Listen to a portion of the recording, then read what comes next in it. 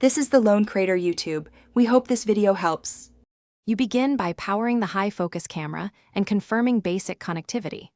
First, attach a charged battery or a stable 12V adapter so the camera won't shut down during setup.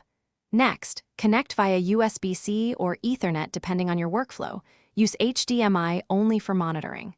Once done, check the firmware in the settings and update to the latest build if it's below 1.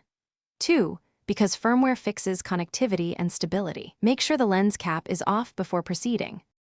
You now configure network and drivers so the camera appears to your system.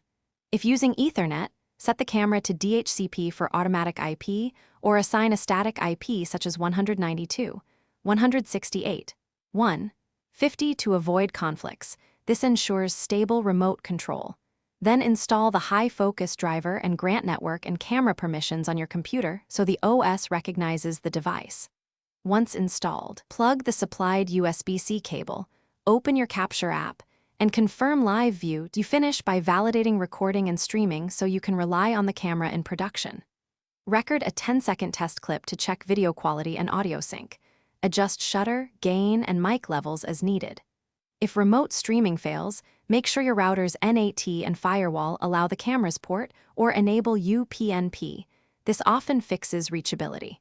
If problems persist, reboot the camera, reinstall the driver, and as a last resort, perform a factory reset to clear persistent configuration.